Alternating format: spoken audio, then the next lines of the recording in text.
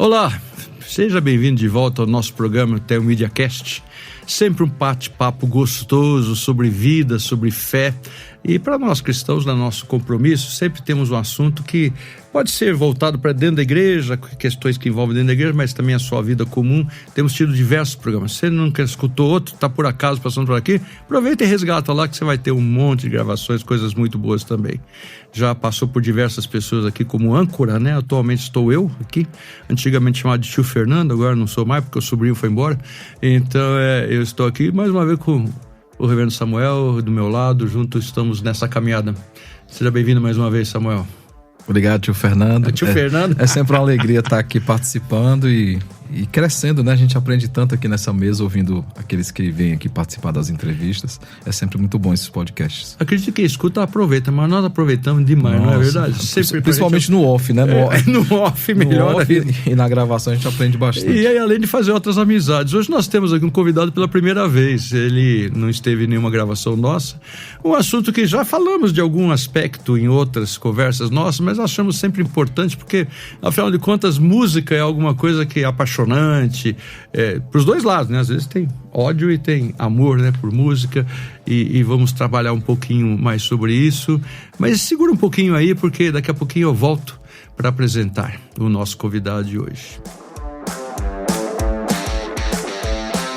Começa agora o Teomídia Cast, com muita teologia, fé e vida para a glória de Deus. Essa é uma produção original Teomídia.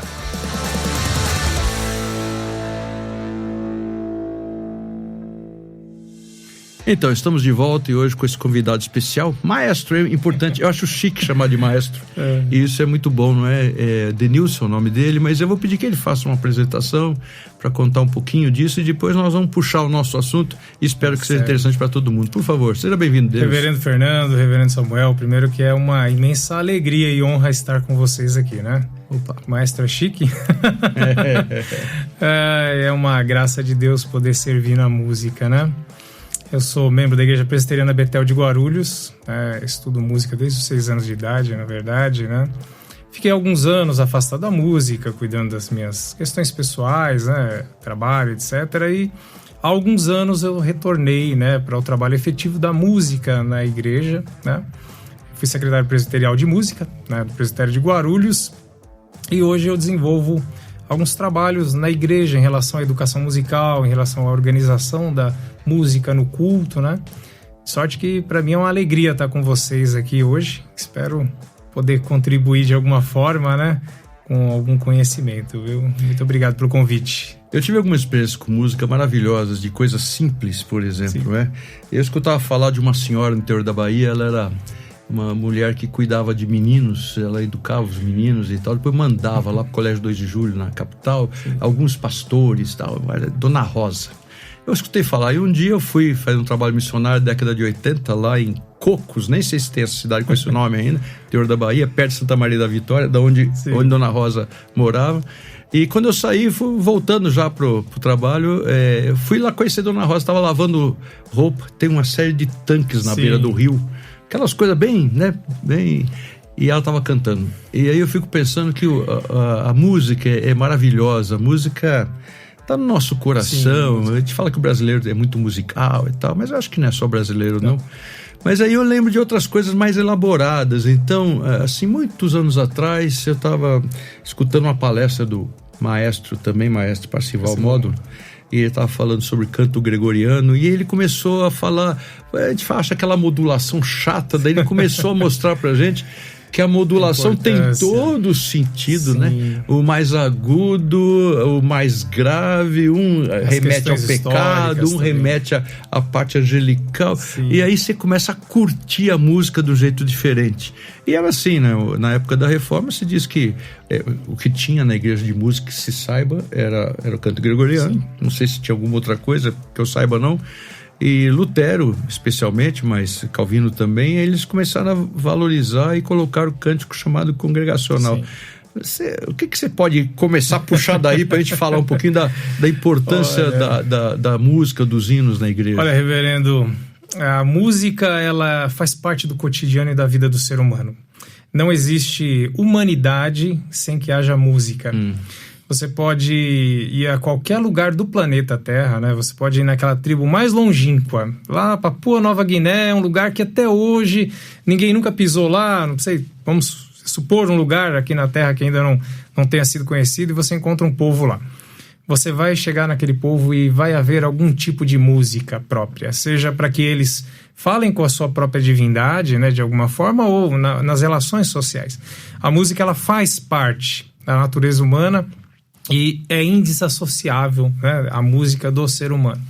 Então, nas histórias bíblicas, né, a gente vê tantos bons exemplos, né, como o povo judeu quando estava cativo na Babilônia, né, que os seus opressores pediam, olha, canta-nos alguns dos cânticos de Sião, né, e eles, como eu vou cantar em terra estranha, né? Então a música, ela fala da história, ela transmite conhecimento, ela transmite afeto, sentimentos, ela transmite muitas coisas. Então é algo assim, magnífico, né? Lutero dizia que a música é donum divino et excellentissimum. Então ela é uma fagulha do divino no ser humano, né? Lutero entendia dessa forma. Então é algo esplêndido a música, né? E falando em Maestro Parcival Módulo, né? É uma honra, porque eu sou aluno do Maestro Parcival, ainda estudo até hoje, né? A gente sempre comenta que um músico, quando ele para de estudar, ele morreu. Sim. É impossível você parar de estudar, porque a música, ela sempre tem algo novo, sempre tem algo a se aprender, a se acrescentar. Então eu queria até deixar um abraço para o grande Maestro Parcival. 26 anos aguardando ser aluno dele. Eu dou um abraço porque eu gosto demais dele, somos muito amigos. Ele e Heloísa são gente boa demais. Eu tenho um carinho imenso, né? A história dele na IPB e em outras igrejas é fantástica, né? A gente deve muito a ele, né? Então fica o meu abraço. Mas a música, ela tem uma importância muito grande, né? E falando em canto gregoriano, antes de falar um pouco sobre canto gregoriano, né? A gente pode falar um pouquinho sobre o canto-chão. Ah, verdade. É anterior antes ainda. do canto gregoriano, né? Era usual a igreja, né? A igreja ortodoxa, né? Havia ali os metropolitas, né? Antes mesmo ali da igreja católica, antes de ter o grande cisma, né? Segura aí, não vamos falar de história não, mas a gente tá deixando umas perninhas aqui. Também não dá para desassociar música e história, né? A gente tem que trabalhar os dois juntos, né? Mas a igreja tinha uma prática vocal que era conhecida como o canto-chão, né? Que era simplesmente vozes cantadas, né? E foi nenhum acompanhamento musical, não era bem visto, né? O acompanhamento musical não era bem visto pela igreja, né? Depois lá na frente a gente pode até falar de uma questão muito engraçada que aconteceu falando disso em uma palestra, mas o canto-chão, ele esteve presente no início da igreja primitiva, a igreja ortodoxa, né? Nas suas metropolitas. E o canto-chão, ele foi criado, ele foi elaborado, né? Ele criou esse formato, né? Em partes, dependendo da arquitetura das igrejas onde eram cantadas, né? A gente, naquela época, você pode dizer que não haviam os recursos tecnológicos que nós temos hoje. Então, as igrejas eram geralmente pequenas, né? Paredes grossas, tetos baixos, né? Não havia essa estrutura arquitetônica, né?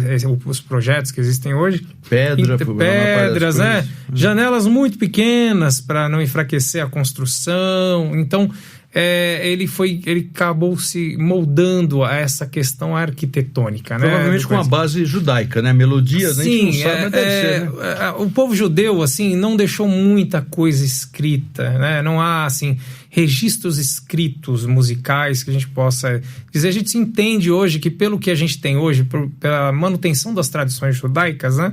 A gente consegue ter uma ideia do que era o canto na época dos judeus, tal, do povo cativo, mas a gente não pode afirmar 100%. Mas na época do canto-chão, sim. A gente tem documentos, né?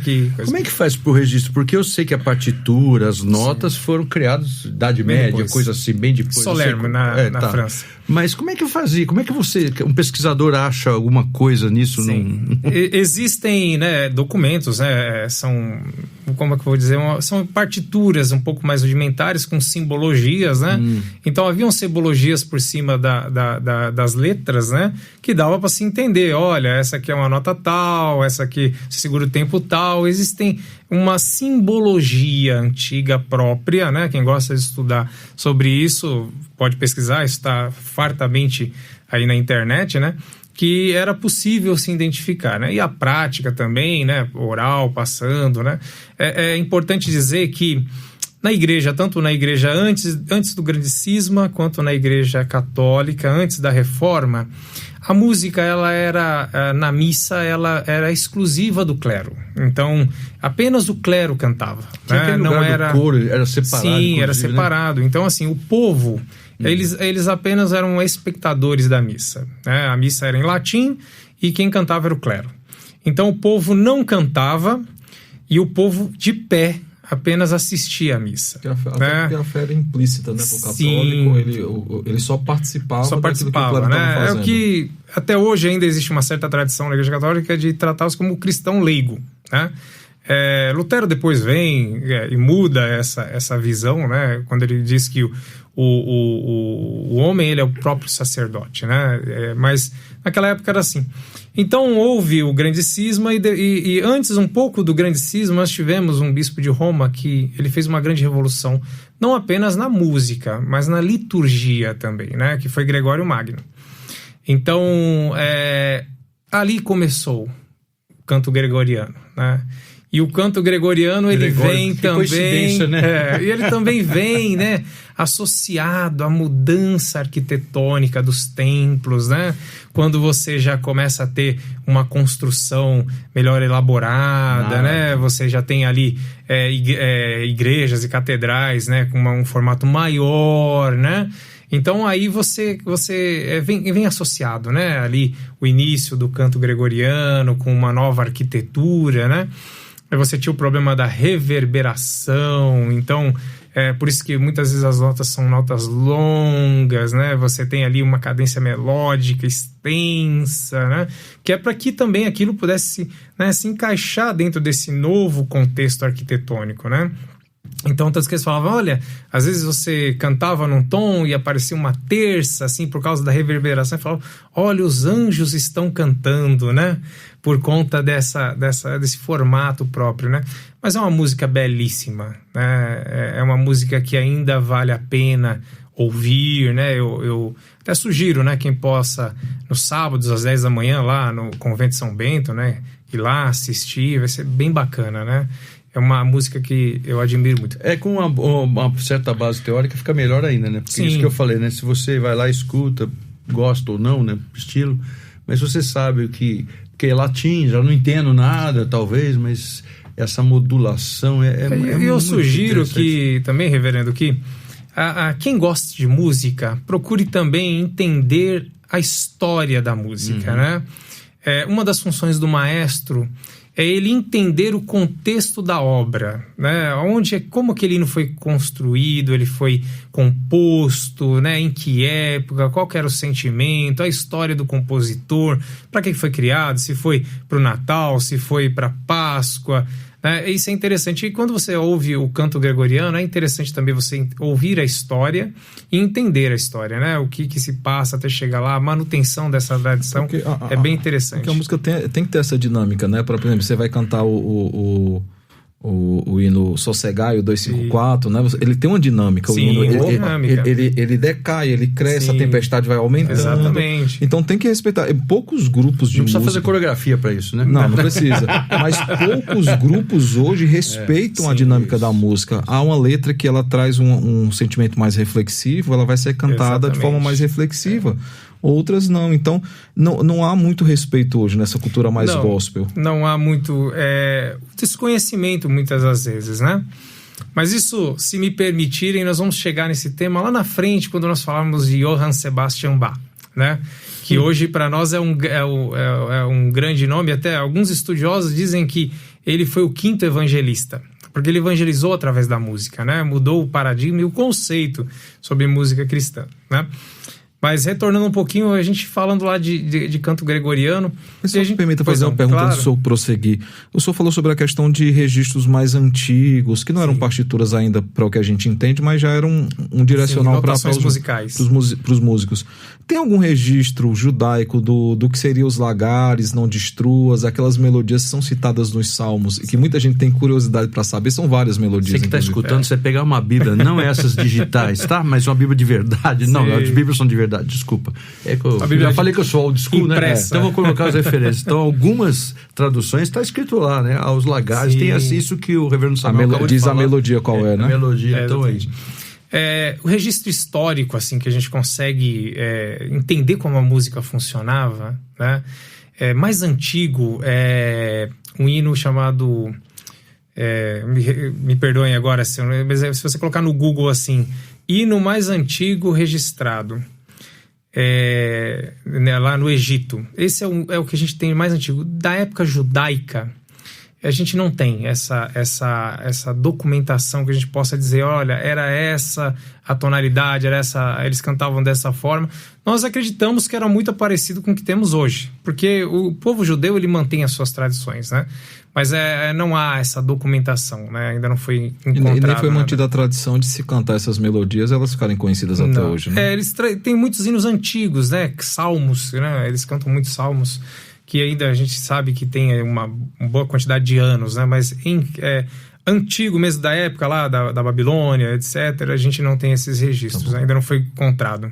Tá bom. Eu joguei no Google, apareceu o hino nacional mais antigo, então deixa pra lá, não vou continuar tentando nada. Oxirhynchus, agora me veio a memória, né? Oxirhynchus, o nome do hino mais antigo. É um hino cristão, maravilhoso de se ouvir. Foi possível, né, se cantar como era esse hino. Então é belíssimo, né? Dá para se ter uma ideia como que se cantava. Então cristão atrás, já na era cristã. Na era cristã. Então, assim, já depois do ano zero, vamos dizer assim, né? Sim. O que o reverendo Samuel estava se referindo seria hinos lá do saltério, do Salmos. Eu sempre tive essa curiosidade quando a gente olha lá para os Salmos e tem as melodias, né? Os lagares, não destruas, e tem outras além dessas duas. Eu sempre fico tentando pensar, cara, qual era a melodia que eles cantavam, se ainda mantido até hoje, se eles cantam ainda. Aquele hino que Jesus cantou depois de celebrar a Páscoa, então aí tava bom. Seria maravilhoso, né? Mas eu acho que foi morto e ressurreto. Tá bom. Vamos, com certeza Castelo Forte não foi, mas é o que seria colocado. Agora sim, música, estamos falando de música, igreja, não estamos falando de música e muito associado à religiosidade, né? É claro que existe música popular, acredito que sempre existiu.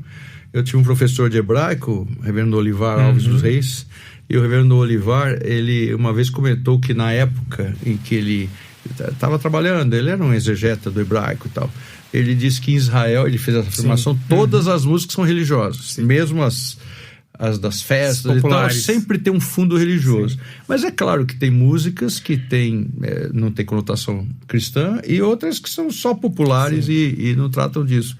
E eu lembro de uma entrevista, vocês são muito novos para isso, mas eu não lembro que ano foi, muito antigo, um debate na televisão, nem lembro quem que era o mediador, 3 religiosos falando sobre música, e um lá fez uma afirmação mais ou menos assim: Satanás era um ministro do louvor de Deus.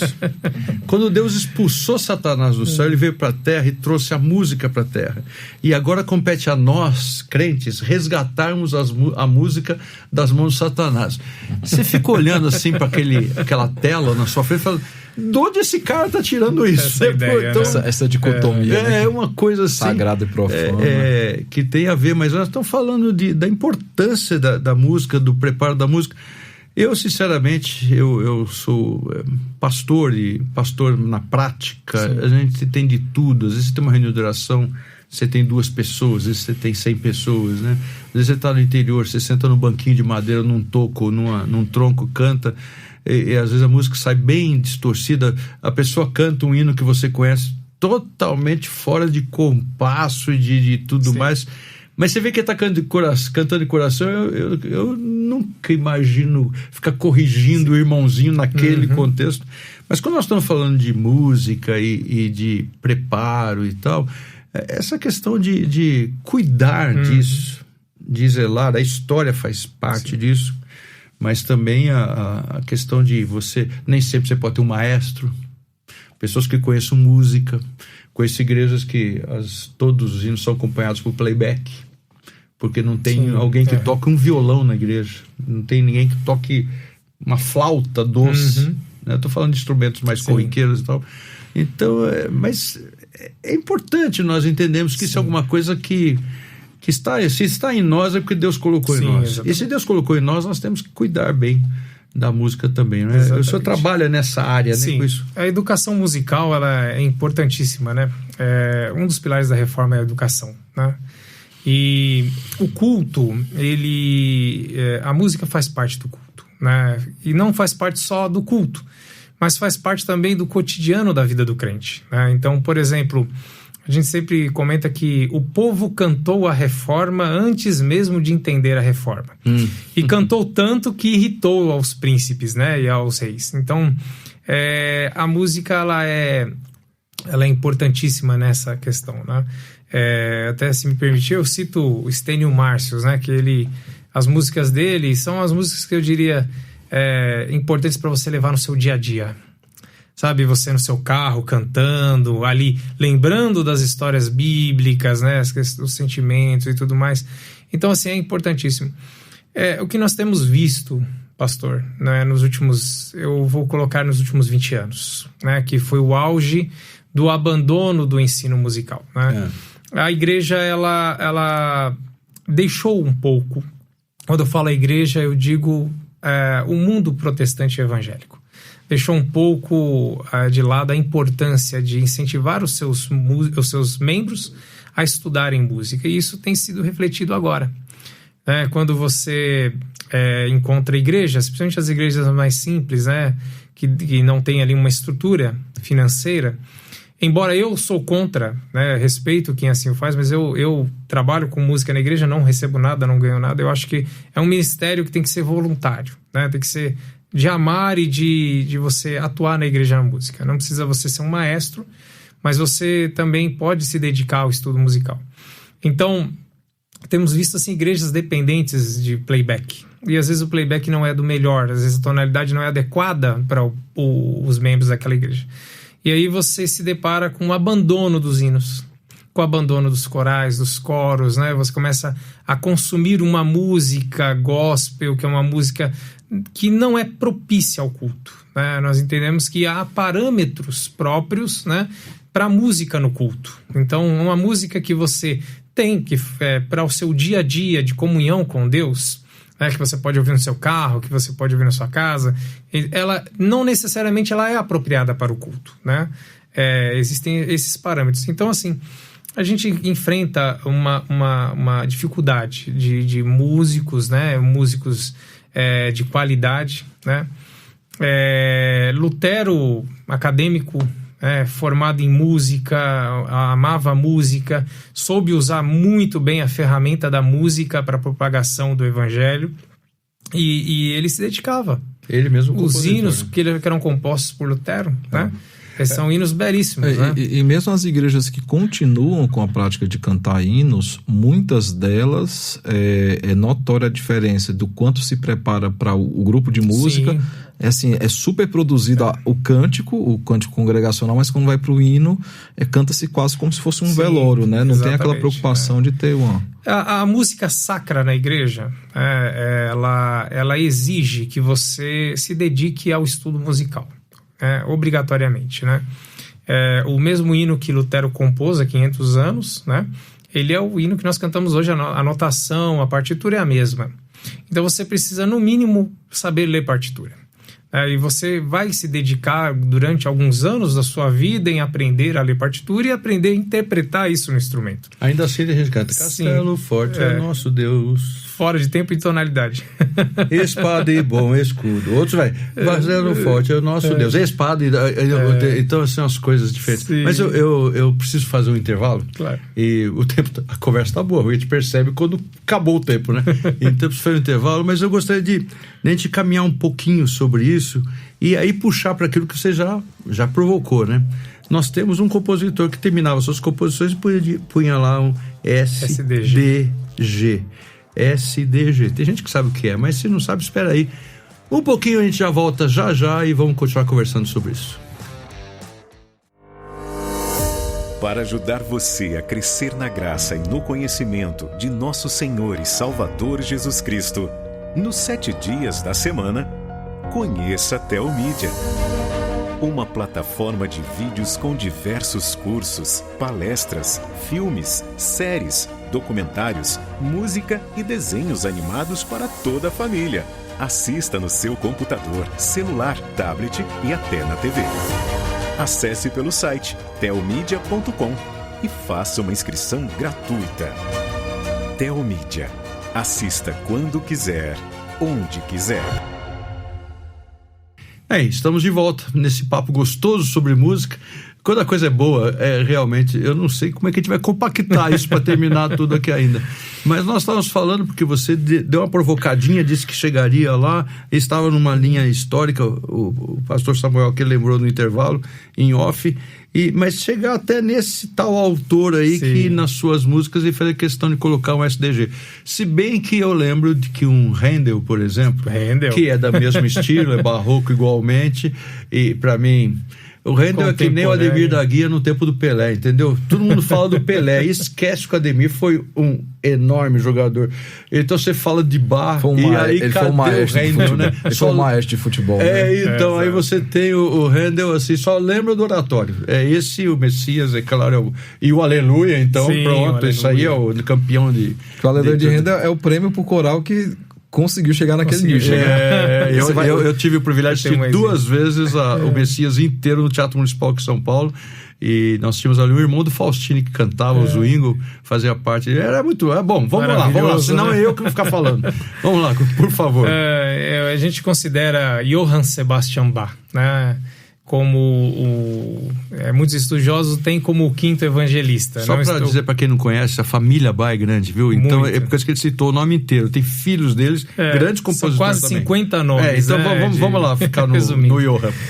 Mas ele é considerado por muitos estudiosos como o 5º evangelista, né? Isso, óbvio que, respeitando a questão teológica, acadêmica, não é o que nós queremos entrar, mas ele soube colocar a evangelização através da música como ninguém, né? E Johann Sebastian Bach, ele, falando de SDG, né? Soli Deo Gloria. E Bach, ele tinha um zelo, um cuidado tão especial com a música. Ele temia muito a Deus, né? É engraçado que há muitas academias pelo mundo que se dedicam a estudar sobre Bach, né? Você vai encontrar, inclusive no Brasil agora, recentemente começou uma academia própria para estudar Bach lá no Sul, mas ele temia ao Senhor, e ele tinha uma visão que é a seguinte, que eu devo para Deus fazer o melhor. Então ele compunha, né? Ele fazia, e aquela obra que ele entendia que era aprovada, que estava dentro dos parâmetros que agradavam a Deus, né? Ele assinalava com SDG. Era mais do que uma menção de glória a Deus Criador, mas era um carimbo dizendo, essa obra é aprovada, né? Não apenas Bach, né? Handel também, né? Se você procurar, você vai ver que Handel também assinava nas obras que ele considerava aprovada com SDG. Essa eu não sabia. Sim, Handel e outros, né? Walter, né? Era próprio da época, né? Handel e Bach, eles eram contemporâneos, nasceram no mesmo ano, né? Embora Bach, ele se dedicou exclusivamente, quase exclusivamente à igreja, né? Ele viveu na Alemanha a vida dele inteira, né? Handel não, já foi um cidadão do mundo, viajou, foi para a Inglaterra, etc. e tal. Mas ambos tinham essa consciência de que você deveria fazer o melhor para Deus. E aí nós voltamos naquela questão, né, da igreja hoje, né? O que nós apresentamos no culto a Deus? Será que nós procuramos fazer o melhor? Será que nós nos dedicamos? Ou apenas nós estamos cumprindo uma agenda, né? E isso é algo que preocupa, porque hoje o sentido do que é o culto tem se perdido, né? Existe uma grande dificuldade, né? O músico, o músico executor, o maestro, o regente de coral, ele tem que ser um aliado do pastor, né? Ele tem que... É algo indissolúvel, né? Embora a liturgia é de exclusividade do pastor, né? Cabe ao pastor conduzir a liturgia. Ou deveria, né? Em alguns lugares não é. Mas o músico é um aliado, né? Então, eu colocaria assim que música e liturgia, elas têm que estar no mesmo patamar. E hoje, infelizmente, a gente tem encontrado blocos assim completamente distintos, né? Igrejas que privilegiam a música, mas não é uma música muitas vezes adequada ao culto. Então você tem um culto que não é um culto, seria uma celebração, uma reunião, qualquer coisa, menos um culto, porque o culto tem alguns princípios próprios para ser o culto, né? Você tem um encontro musical.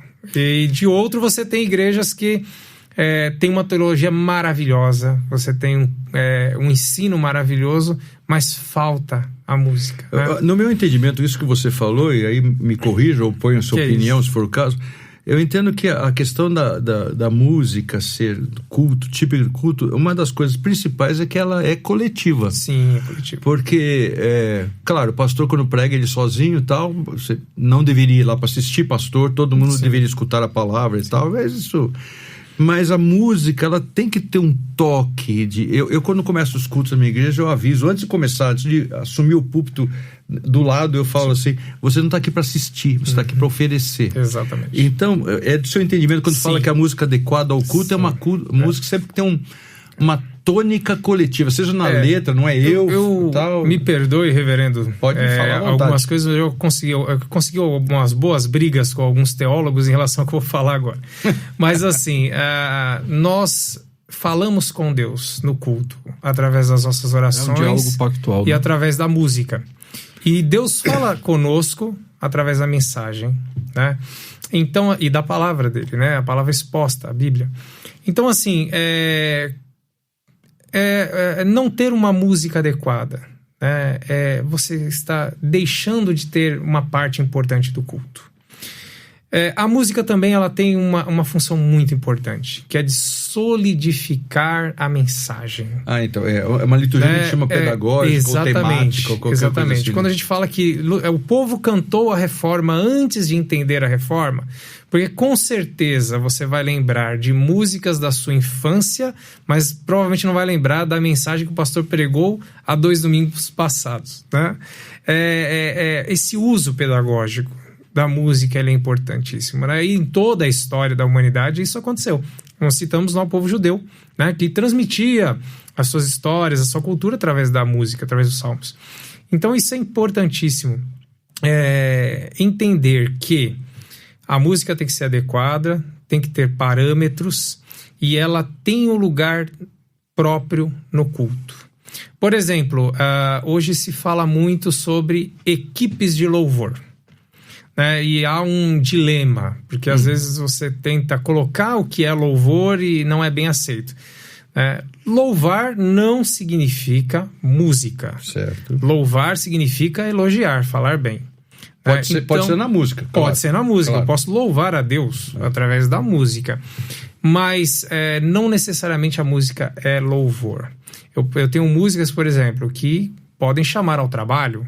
Vamos nós trabalhar, somos servos de Deus. Tem músicas que te levam à contrição, tem músicas que te levam à adoração, né? E o músico, ele tem que entender que no repertório que ele vai propor ao pastor na liturgia, tem que estar adequada com a liturgia criada pelo pastor e com a mensagem que será exposta naquele dia.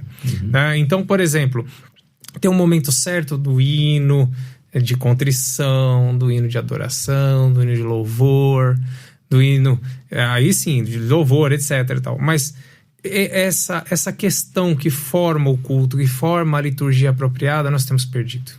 E isso tem gerado um certo dano, principalmente nas novas gerações, né? Hoje, se você falar com um adolescente de 15 anos, ele já muitas vezes não sabe o que é um coro, ele já não sabe o que é uma cantata, ele já não sabe o que é uma orquestra de câmara, ele não sabe o que é um órgão, né?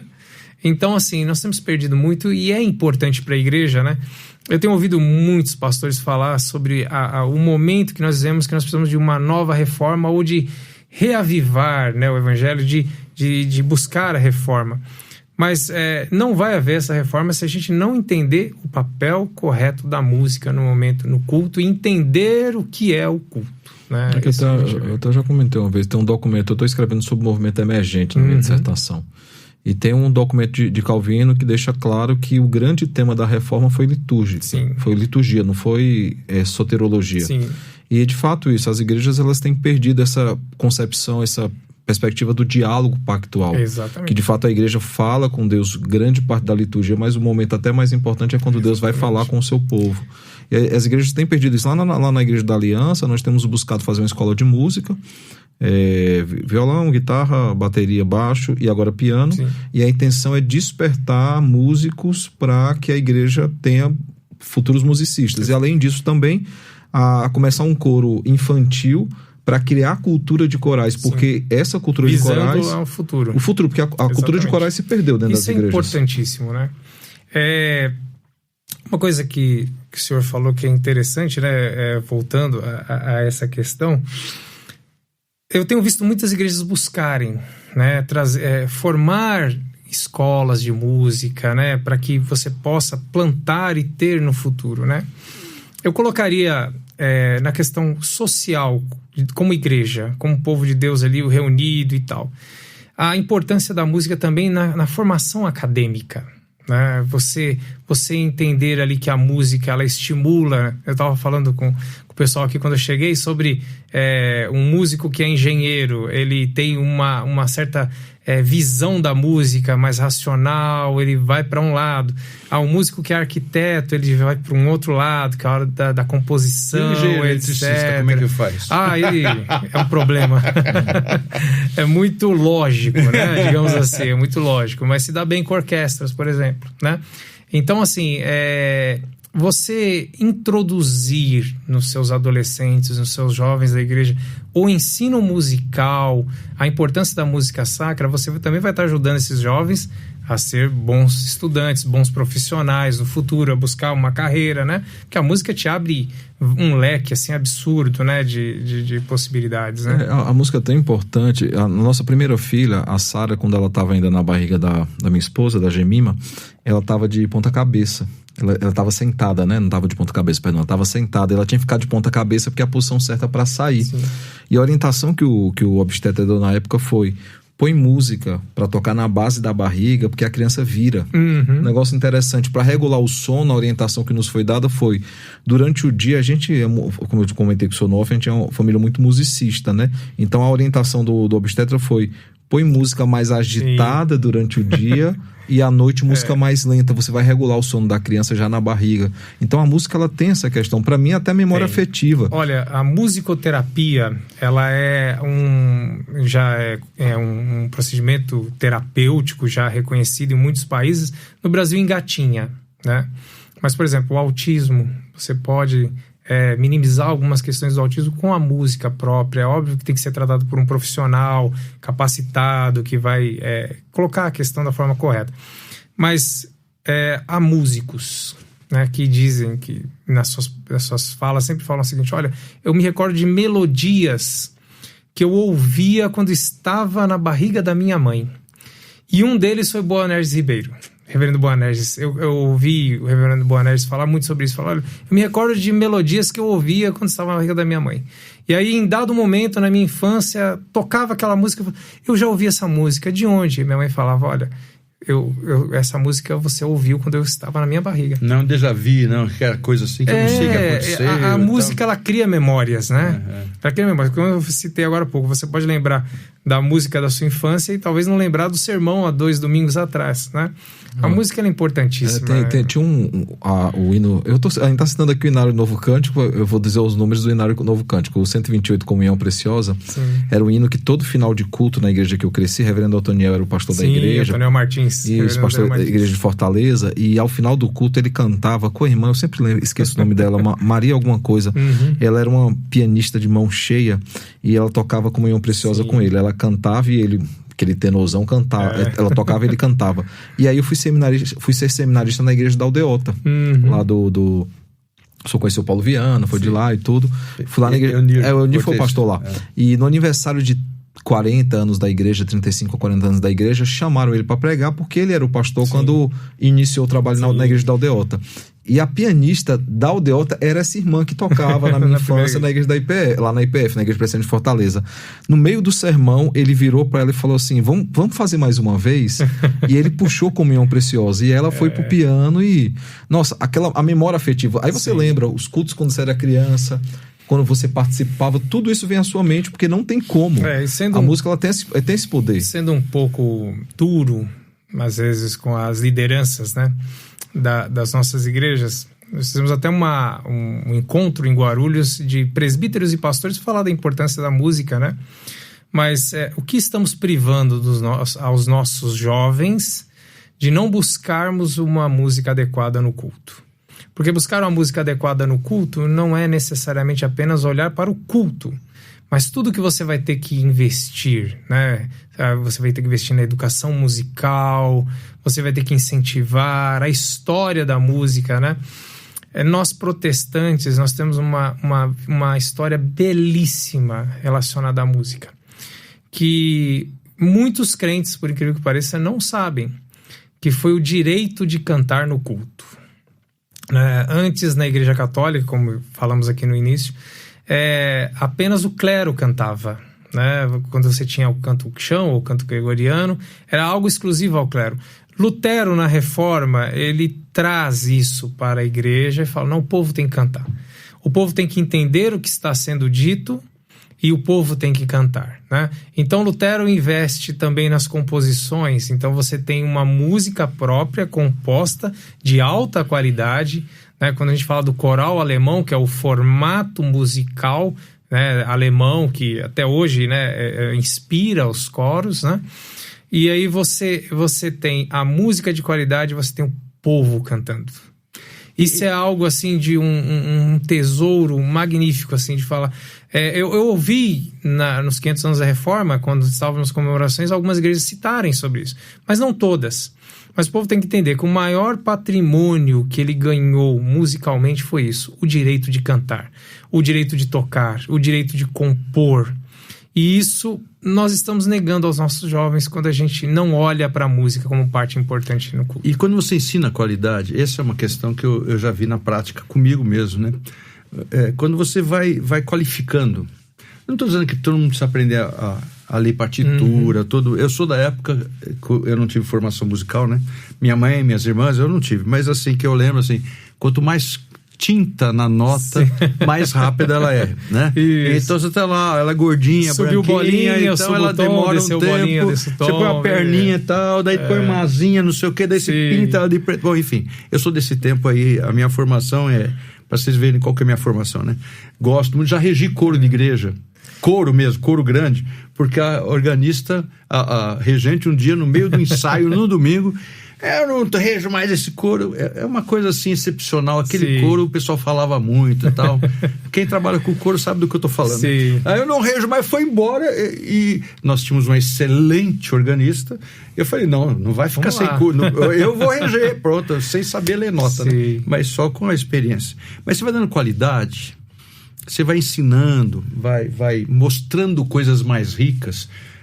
Um bar maravilhoso, mas antes de bar, quer dizer, tem outros bons também e tal. Você vai dando qualidade, aquilo a palavra vicia não cabe, mas acostuma. Eu sei que a minha turma, por exemplo, eu fui pastor de uma igreja também chamada Aliança, em outro local, igreja pequena, e a nossa moçada sempre aprendeu. Nós tínhamos uma boa regente, ela ensinava, eles tinham um quarteto, cantava capela e tal. Pô, aí um dia nós fomos na reunião de federação, e chegou na reunião de federação e o rapaz estava, eu posso falar porque não é aqui, não tô falando de ninguém e tal, ele sentado no teclado ficou lá, Paraná, ó Senhor, Senhor, vem Senhor, Senhor, um mantra, né? E eu lá atrás e a minha moçada lá na frente, no meio da turma da federação. Aí chega um ponto que uns 2, 3 jovens viraram para mim e fizeram um gesto assim: o que tá acontecendo aqui? Eu não falei nada, eu não pedi para parar, eu não disse que era isso, que era aquilo. Mas eu tô falando, quando você dá qualidade, o ouvido acostuma com qualidade, não aguenta com certos, desculpa o termo aí, pancadões que a gente vê por aí, que não dá, isso é música. Um pastor que não quiser ser incomodado, Aos meus amigos pastores, né? Não coloque a educação musical na sua igreja, porque o povo vai se tornar exigente, né? Não é apenas a questão da música, né? Mas na questão também da teologia. Porque a música, o que é a música que agrada a Deus? Né? A música que agrada a Deus, ela tem alguns parâmetros, mas ela deve obrigatoriamente representar o texto através da melodia. Né? Então, por exemplo, quando você fala Jesus, a alegria dos homens, de Bach, então você vê que tem uma pausa, começa na segunda nota. Então ali, por quê? Quem é o segundo da Trindade? Cristo, tá falando de Cristo. Você tem a alegria representada, você tem ali a Trindade, aí você tem o primeiro violino que toca em 9, aí é 3, 3, 3. Então, assim, sabe, é algo esplêndido. Mas se você não quer ser incomodado na sua igreja, eu terminei uma turma de teoria musical na primeira igreja presbiteriana de Guarulhos, né? Que eu fui ensinar a ler partitura. Não precisa ser expert em partitura para cantar em coro, mas para ter uma noção, sabe? De saber cantar lendo a partitura, a importância disso. E aí eu falei para eles assim, vocês nunca mais serão os mesmos na sua igreja, e a sua igreja nunca mais será a mesma. Por quê? Porque você já não vai aceitar. Entra no segundo sistema. O que é isso? Compasso tal, etc. E tal. Então você não vai aceitar mais aqui como era antes, né? Mas Parcival, ele cita muito um exemplo que ele viveu quando ele regia coros já na adolescência, né? Ele fala que, seguinte, que ele gravou o coro que ele regia e falou assim, daqui a 6 meses vocês vão ouvir, né, o que vocês cantaram 6 meses atrás. E era um coro completamente diferente, né? Melhor elaborado, etc. Então, sim, estudar música vai, obviamente, fazer você crescer, evoluir, etc. Né? É algo muito bom, em todos os aspectos. Né? A minha Silene foi para Fortaleza passar férias, né? O pastor Eve Mossoró, e elas sempre foram acostumadas com música clássica. Né? Quando elas chegam lá, tá tocando qualquer coisa que não um batidão, um funk, alguma coisa assim. Minha filha olha para mim e fala assim, papai, isso é música? Eu disse, não, filha, não é música não. Eu tenho umas sobrinhas que são... O meu sobrinho é brasileiro, e a esposa é sueca, e eles atualmente moram na Inglaterra, mas já moraram na Suécia, e foram criados, moraram, cresceram lá fora. A primeira nasceu no Brasil, a segunda na Suécia. E é muito engraçado porque eles vêm pro Brasil e ela contando que depois de anos sem vir pro Brasil, vieram e passaram, e por causa do asfalto, sim, dessas coisas que o pessoal chama de remendo no Brasil, né? Aí disse que uma hora a menina mais nova falou, pai, por que o carro aqui no Brasil pula tanto? Então, ela está acostumado com a lisura. Então, quando você acostuma com coisa boa, é difícil a pessoa chegar assim e falar... Como? Agora você vai falar, bom, então vocês estão ensinando que só canta adequadamente a Deus quem canta perfeitamente, quem sabe ler partitura, quem é acompanhado por um bom instrumentista. Não é disso que nós estamos falando. Nós estamos falando que se você é criado por Deus, você sabe que é a queda, nós vivemos na queda, nós estamos destruídos, imagem destruída de Deus e tal, mas o Senhor Deus colocou em nosso coração certos parâmetros, inclusive eu acredito nesses parâmetros no ouvido e na garganta, né? Então está ali. E você sabe que tem que fazer para o Senhor o melhor. Exato. Então, se você vai fazer o melhor, dentro da sua possibilidade, faça o melhor. Sim. O melhor, eu tenho possibilidade de fazer uma escola de música, faça, né? É isso. Em todas as nossas questões na vida, né? Nós devemos fazer aquilo como o melhor, como se estivéssemos fazendo para Deus, né? Seja no nosso trabalho, né? Na nossa vida social, no cotidiano, né? E a música não fica fora disso, né, reverendo? Às vezes nos causa um pouco de tristeza, né? Ver o abandono, que eu falo da música porque é a minha área de atuação na igreja, né? Sempre foi, desde da minha adolescência, né? Mas eu creio que seja algo que impacte também os pastores, professores de escola dominical, né? A mensagem. E a música como ferramenta, né? Ela compõe algo maior dentro da vida cristã, né? Como ferramenta, mas também depende da boa mensagem, depende de pessoas que se dediquem a estudar teologia, né?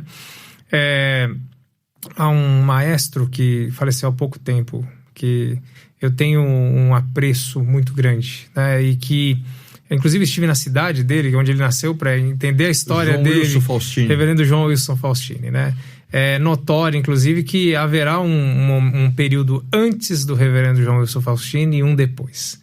Assim como houve com o Bach, né? E me chamava muita atenção a coisa do reverendo João Wilson Faustini. Ele se dedicava, né? Estudava muito, né? Foi professor, e quantas obras ele deixou, mas ele nunca perdeu a humildade. Verdade. Eu acho que o músico, às vezes o músico ele começa a estudar, ele perde um pouco da humildade. E a gente tem que entender também que a nossa vida na igreja, ela é uma vida de comunhão, comunitária. Eu sempre instigo os meus alunos, reverendo, quando eu dou aula, é o seguinte: olha, você que tem um conhecimento um pouco mais avançado, ajude o que está começando. Então eu gosto de mesclar, sabe? Músicos com uma experiência maior, tocando junto com músicos com uma experiência menor. Você consegue dosar ali a participação de cada um dentro da peça. Mas isso é um grande incentivo. E às vezes a gente vê nas igrejas uma certa super exigência para que você possa tocar na igreja ou conduzir. Olha, eu não diria que você deve ser relapso com a música. Você deve procurar cada dia aprender mais, né? Mas também você tem que olhar para o músico iniciante como alguém que no futuro, como o reverendo falou do coro infantil, né? No futuro ele vai estar ali à frente da música na igreja, né?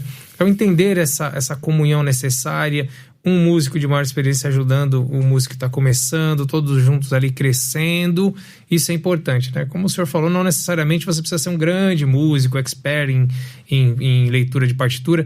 Partitura, você sabendo que a bolinha foi para cima, você vai subir o tom, desceu, você vai baixar o tom, manteve, já é suficiente. O resto... bom regente vai ajustando, tem né? muitos coralistas que andam por aí, né? Eu conheço muitos. Eu sou um deles, não tanto assim, porque eu já tenho um pouco mais de conhecimento, mas é mais ou menos por aí, sim.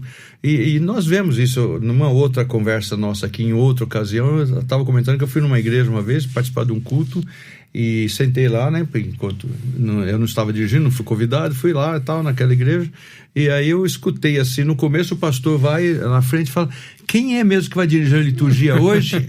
É a família tal. Aí a família tal veio na frente, totalmente dissociado. Quer dizer, ele foi lá e falou: a família Ribeiro vai dirigir, vai escolher cânticos e leituras e aquelas mini pregações e tal. E daí chegou o momento que ele falou uma pregação razoável, mas cheio de ilustrações, né? Porque também dá trabalho. Eu acho que a gente vive um período, desculpa aí, os meus colegas de trabalho, muito da preguiça, né? O pessoal, assim, eu falo que para mim, eu preparo o sermão durante a semana e me dá mais trabalho fazer a liturgia do que o sermão, porque a liturgia ela tem que se encaixar no sermão, né? Então, se me permite, reverendo, fazer até uma brincadeira, né? A família Ribeiro que subiu para fazer a liturgia, um exemplo, né? Que eu citei porque Samuel. Deveria tomar vergonha, porque se você for trazer... Então é outro Ribeiro. Se você for trazer uma tradução, assim, não literal, Johann Sebastian Bach, João Sebastião Ribeiro, né? João Sebastião, é verdade. Então seria algo assim bem complicado, né? Talvez o Bach iria se mover lá no túmulo. A partir de agora eu quero que me chame de Samuel Bach. Já sabe, bom, então Samuel Bach. Que se for gaúcho, o Bach já tem outro sentido. O Bach é verdade. Mas é algo assim complicado mesmo, né? Tanto o pastor quanto o músico tem que entender que ele tem que caminhar lado a lado com o pastor, né? Isso vai tudo, a postura que você vai na igreja. Por que você tem que usar uma roupa melhor? É a melhor que você tem. Você não é obrigado de terno na igreja, você não tem um terno, mas não é o melhor que a gente tem. É interessante que, na época do meu avô, né? Para você entrar na igreja, quando você chegava na porta, assim, você tinha que fazer silêncio. Certo. Aí se você falasse alguma coisa, né? E hoje as pessoas tratam o templo como um salão social, né? Que você fala, o culto está começando, o pessoal está batendo papo lá no fundo. Então, assim, eu acho que o povo perdeu muito a visão do que é o sagrado, do que é o sacro. Eu não estou colocando assim como um lugar, assim, o templo como um lugar sagrado, católico, etc. Não é bem isso. Mas eu digo no sentido de que você está num momento ali que exige respeito. Um objetivo, né?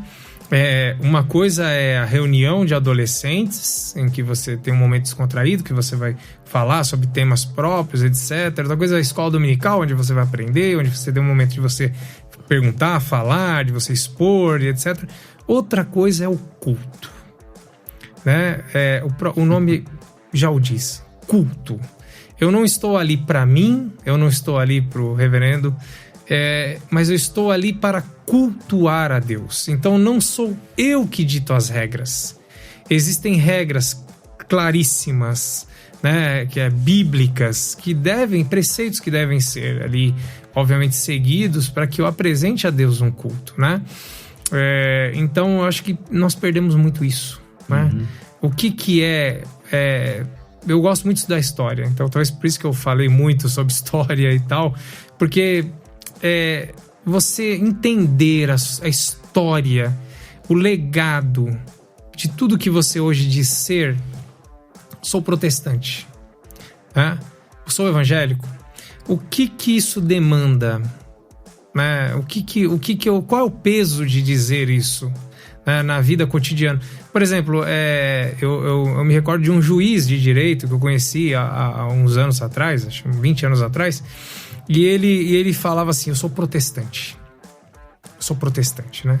E ele falava assim: mas o povo não entende o que é ser protestante. Se o povo entendesse o que é ser protestante, nós não teríamos uma sociedade destruída como nós temos hoje. Todo o legado histórico, musical, teológico, de ensino, as escolas, uma igreja, uma escola, né? Tudo isso, sabe? Nós perdemos muito, e nós perdemos muito o respeito pelo momento do culto, né? Eu vejo dessa forma. Meu caro maestro Deus, nosso tempo acabou, né? Mas eu acho que tá tão bom que aqui. Pena, né? Você que vai embora, vou terminar e você vai embora, mas pode ter certeza que a gente ainda vai bater uns papos off aqui. Sinto muito, isso aí não tá no programa, não tem plus sobre isso. Mas acho que foi bom demais, né? Até aqui. Podia ser muito mais. Eu quase puxei um tripsilmente aqui. Você já não tá com algumas perguntas ainda? Eu tenho mais umas coisas para falar aqui, não vou falar não. Mas muito obrigado pela tua presença aqui. A honra é minha, reverendo. Eu creio que isso é importante. Afinal de contas, no fundo de tudo, é SDG mesmo. Quer dizer, nós estamos tentando aqui lembrar que a prática, a fé, tudo que fazemos é só para a glória de Deus, é isso mesmo. Você está nos escutando aqui, acompanhe-nos, que prazer. Se é a primeira vez, por acaso, você achou aí esse podcast, então temos tanta coisa boa. E aqui a Telmídia tem muita coisa. Nós temos a Telmídia Rádio, nós temos a Telmídia Cast, que é essa que está participando. Nós temos tem um site, telmídia.com, você vai achar, pode baixar o programa e assistir e ver programas nossos. Tem um programa da Tatiele, que é muito bom, Tati e Elas, né? Que tem aí um bate-papo ao vivo. Procure informar lá, baixa, é de graça, você pode assistir. Se você quiser nos apoiar, que maravilha. E você olha lá a maneira de ter esse plus e apoiar, mas divulgue, isso é ótimo. Deus abençoe, Deus abençoe. Muito obrigado. Viu? Um abraço lá na sua igreja, a sua igreja também. Samuel, obrigado. Eu que agradeço pela presença aqui conosco. Então é isso, até o nosso próximo encontro, se Deus quiser.